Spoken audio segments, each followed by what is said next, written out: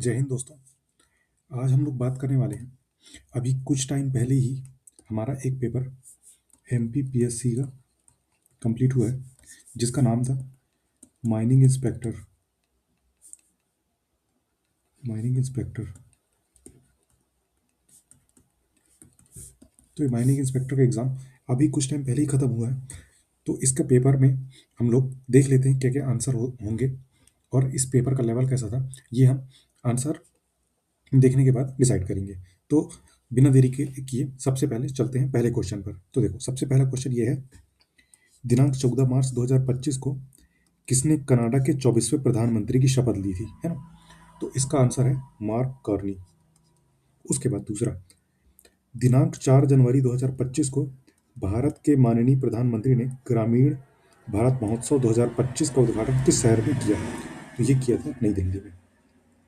उत्तराखंड में दिनांक 14 फरवरी 2025 को संपन्न राष्ट्रीय खेल 2025 में मध्य प्रदेश को कितने कितने पदक मिले थे, है ना।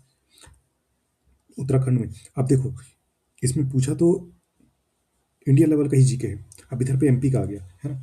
तो इसमें कितने कितने पदक पूछा गया था। तो मध्य प्रदेश को मिले थे 34 गोल्ड, 26 रजत और ये 22 कांस्य पदक, ये मिले थे। ये इसका आंसर है। इसके बाद, निम्नलिखित में से कौन सा गूगल एप्लीकेशन किसी को अपने मोबाइल या वेब ब्राउजर में ही सर्वेक्षण बनाने और उसका विश्लेषण करने की अनुमति देता है। तो देखो, इसमें थोड़ा सा भी कॉमन सेंस अगर हम लोग लगाएंगे तो हमको साफ समझ में आ जाएगा कि गूगल फॉर्म्स है इसका आंसर। इसके बाद, किस प्रकार की कृत्रिम बुद्धिमत्ता में मशीन इंटेलिजेंस शामिल है जो एक ऐसे कंप्यूटर को संदर्भित करती है जो हर स्तर पर मनुष्य जितना ही स्मार्ट होता है। तो ये होती है हमारी एजीआई जो रहती है, उसको बोलते हैं, यानी कि कृत्रिम सामान्य बुद्धिमत्ता। ये लगभग लगभग सेम लेवल की रहती है। उसके बाद, इंटरनेट ऑफ थिंग्स का आपस में जुड़े हुए विशाल नेटवर्क है, किस किस चीज़ों का है। तो सेंसर भौतिक उपकरणों का, सॉफ्टवेयर का, दोनों सही है, दोनों का रहता है और दो चार चीज़ें और रहती हैं। उसके बाद, भारत सरकार की एग्री स्टेक परियोजना के तहत दिनांक 28 फरवरी 2025 तक फार्मर रजिस्ट्री आईडी जनरेट करने में मध्य प्रदेश देश में कौन से स्थान पर है। तो मध्य प्रदेश प्रथम स्थान पर है। देखो, मध्य प्रदेश का कोई भी चीज़ अगर पूछेगा तो अगर फर्स्ट नंबर पे होगा मध्य प्रदेश तभी पूछेगा। इस चीज़ को ध्यान रखना, सीधा सीधा सवाल है, जैसे ही पूछता है वैसे ही हम लोग वही आंसर मार देंगे। उसके बाद, संबल योजना की आधिकारिक शुरुआत मध्य प्रदेश सरकार ने कब की थी। तो ये की थी 2018 में। इसके बाद चलते हैं नेक्स्ट क्वेश्चन पे। निम्नलिखित में से कौन सी सूचना और संचार प्रौद्योगिकी परियोजना प्रधानमंत्री ग्राम सड़क योजना के तहत निर्मित ग्रामीण सड़कों के रखरखाव के लिए संपूर्ण ई सरकार समाधान प्रदान करती है। तो ये कौन सा, मतलब कौन सी परियोजना है। तो ये है जियो रिच करके है।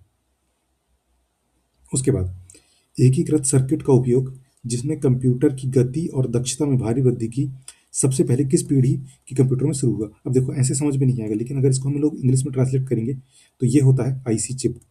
आईसी को ही बोलते हैं एकीकृत सर्किट। तो इसका आंसर हो जाएगा थर्ड, मतलब तीसरी पीढ़ी, इसका आंसर हो जाएगा। उसके बाद, प्रसिद्ध जनजाति योद्धा प्रसिद्ध जनजाति योद्धा टांटिया मामा किस जनजाति से संबंधित है। बहुत ही आसान सवाल, भील जनजाति से। इसके बाद, मध्य प्रदेश में रानी दुर्गावती का शहीदी स्थल क्या है। तो वह है गढ़ा, ये सही ऑप्शन है। मध्य प्रदेश में गदली नृत्य किस जनजाति की महिलाओं से संबंधित है। देखो, भयंकर खतरनाक क्वेश्चन पूछ लिया है। कोरकू। मांडो प्रथा किस जनजाति में पाई जाती है। ये भी कोरकू में पाई जाती है। उसके बाद, कलम की तलवारें किस आदिवासी कवित्री की रचना है। अब देखो, रचनाएं भी पूछ रहा है, ये पहले भी पूछा था, तो ये आएगी उषा किरण दत्ताराम, सही है। इसके बाद, भील जनजाति में गल देवता की पूजा किस अवसर पर की जाती है ना। तो ये हरियाली में उसके टाइम पे की जाती है, आसान सवाल। इसके बाद, बैगा जनजाति में गुदना गोदने वाली स्त्री को क्या कहते हैं। तो देखो, ये गोदनी वोदनी कुछ नहीं कहा जाता है, इसको कहा जाता है बदनीन, या तो बदनीन कहेंगे इसको, या तो बुधारिन बोलते हैं। उसके बाद, मध्य प्रदेश रोजगार एवं प्रशिक्षण परिषद मैपसेट का मुख्य उद्देश्य क्या है। तो ये है जनजाति वर्ग के शिक्षित बेरोजगार युवाओं में तकनीकी व व्यावसायिक कौशल का विकास कर रोजगार व स्वरोजगार के अवसरों में वृद्धि करना, बस यही है इसका। उसके बाद, भारत सरकार द्वारा मध्य प्रदेश की तीन कौन सी जनजातियों का विशेष रूप से कमजोर जनजाति में अधिसूचित किया गया है। देखो, ये क्वेश्चन पहले भी हमको असिस्टेंट रजिस्ट्रार का जो हम पहले अभी डिस्कस किए थे एग्जाम, उसमें पूछा गया था। तो बैगा, सहरिया, बहरिया, ये वाला ऑप्शन आएगा इसका। उसके बाद मध्य प्रदेश की जनजाति में सबसे अधिक किस जनजाति के लोग हैं? ये क्वेश्चन भी वहीं से डिक्टो कॉपी पेस्ट हुआ है। सबसे ज्यादा भील जनजाति के लोग हैं। उसके बाद आते हैं गौंड जनजाति के। कायथा जिले उज्जैन के संबंध में मतलब किस गणितज्ञ से संबंधित है? सीधा सीधा पूछा है, आचार्य वराहमिहिर से। उसके बाद राष्ट्रकूट शासक दंती दुर्ग ने हिरण्यकश्यप कहाँ संपन्न किया था? तो ये वाला इसका आंसर हो जाएगा उज्जैन से। ये वाला क्वेश्चन भी रिपीटेड है। उसके बाद मध्य प्रदेश के मालवा अखबार के शुरुआती संपादक कौन थे? तो वो कौन थे? वो थे पंडित राधे लाल शास्त्री। देख लेता हूँ उसका आंसर। हाँ, पंडित राधेलाल शास्त्री यही है। महाराजा छत्रसाल के पिता का क्या नाम था? देखो, उनका नाम तो था लेकिन उनका एक और नाम था। तो वही चीज एकदम खतरनाक तरीके से पूछ लिया। ये था चंपत राय। उसके बाद अबुल फजल की हत्या किसने की थी? तो ये की थी वीर सिंह बुंदेला ने। किसके कहने पर की थी? जहांगीर के कहने पर, जहांगीर के उकसाने पर 1602 में की थी। मानसून वन मुख्य वृक्ष में निम्नलिखित में से कौन सा शामिल नहीं है? मानसून वन में कौन सा शामिल नहीं है? वह चीड़ का पेड़। मध्य प्रदेश में लाल पीली मिट्टी मिट्टी मुख्यतः कहाँ पाई जाती है? ये पाई जाती है बघेलखंड में, पूर्वी क्षेत्र में लगभग पाई जाती है ज़्यादातर। उसके बाद पृथ्वी के चारों ओर व्याप्त वायुमंडल की सबसे निचली परत को क्या कहा जाता है? सबसे निचली परत को कहा जाता है क्षोभमंडल। निम्नलिखित में से कौन सा पूर्वी सतपुड़ा श्रेणी का हिस्सा है? तो वो है ग्वाली घाट की श्रेणियाँ। ये मध्य प्रदेश और महाराष्ट्र की सीमा पर भी मिलती है। उसके बाद नर्मदा नदी विंध्याचल तथा सतपुड़ा किस घाटी से गुजरती है? तो नर्मदा नदी विभ्रंश घाटी से गुजरती है। तो आसान क्वेश्चन हो जाता है।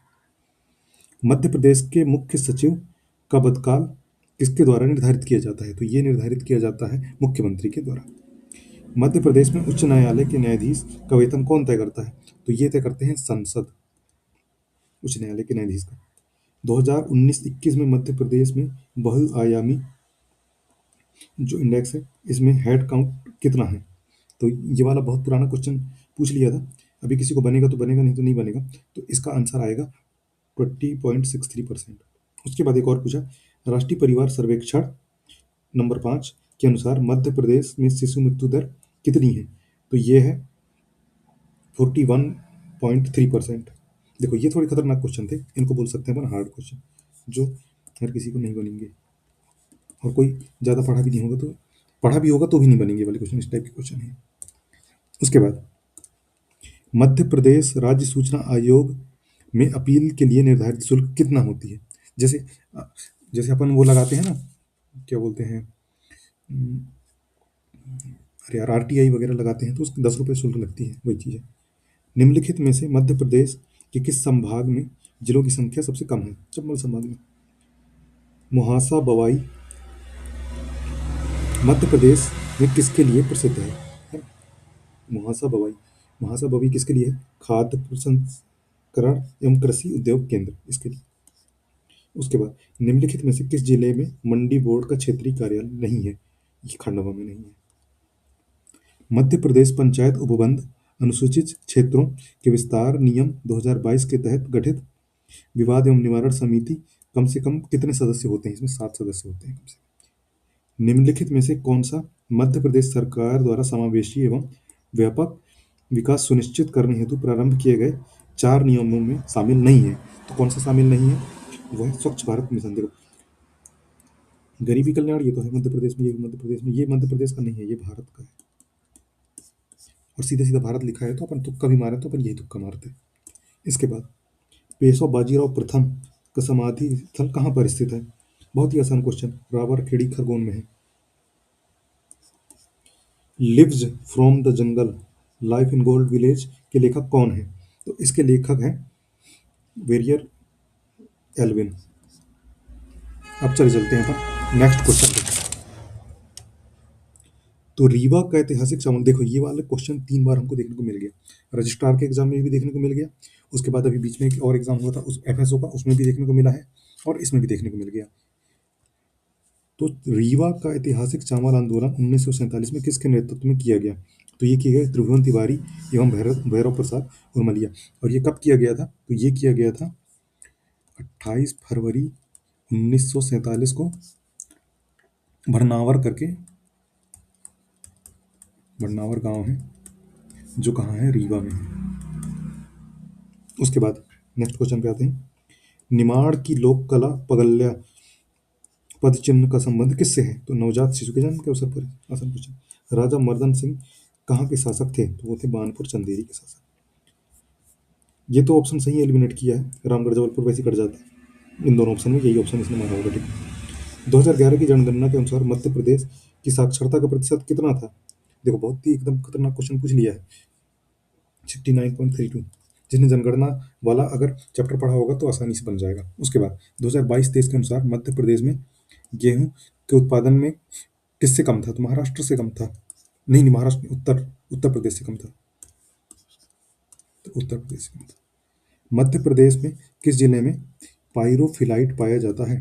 तो पायरोफिलाइट किस जिले में पाया जाता है? वो पाया जाता है टीकमगढ़ में।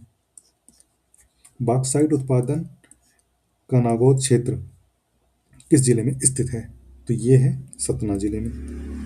मटियारी सिंचाई परियोजना किस जिले में है? ये है मंडला में। और यही क्वेश्चन मटियारी वाला हमारे एमपीपीएससी ए के एग्जाम में भी आया था, जो गलत हो गया था मुझे, मेरा इसलिए मुझे याद है। तो इस तरीके से क्वेश्चन पूछा गया। पेपर ओवरऑल अगर देखा जाए तो पेपर हार्ड पेपर था, आसान क्वेश्चन देखने को नहीं मिले। अगर सिंपल वन लाइनर वाली बुक से पढ़ेंगे तो कोई भी क्वेश्चन के आंसर हमको नहीं मिलेंगे। अगर हमको क्वेश्चन के आंसर चाहिए तो हमको डीप लर्निंग जरूरी है। अब डीप लर्निंग के लिए दो ही बुक बताया था मैंने, जो वृत्ताग्रंथम और सिलेक्शन तक, बस इन्हीं बुक में ये डाटा मिल सकता है अपने को। अभी बुधवार से परीक्षा धाम का न्यू एडिशन, जो 5th एडिशन, वो अवेलेबल हो जाएगा मार्केट में। उन्होंने लॉन्च कर दी है, मतलब छपना चालू हो गया है, बुधवार को अवेलेबल हो जाएगा। अब उसको, उसका देख के हमको, मतलब उसको देखने के बाद ही उसका रिव्यू मिलेगा कि कैसी बुक है, उसमें क्वेश्चन आ रहे हैं कि नहीं आ रहे हैं। बाकी ये वाले क्वेश्चन तो उसमें नहीं है, क्योंकि बहुत डीप तरीके से पूछ लिया और बहुत हार्ड पूछ लिया। इस तरीके का क्वेश्चन अगर एमपीपीएससी ए में पूछ लिया तो बिल्कुल एकदम हालत ख़राब हो जाएगी। इसलिए डीप लर्निंग बहुत ज़्यादा ज़रूरी है। सारी चीज़ों को बहुत अच्छे से पढ़ना पड़ेगा हमको, नहीं तो हमारे 40% नंबर भी नहीं आ पाएंगे, बहुत मुश्किल लगेगा।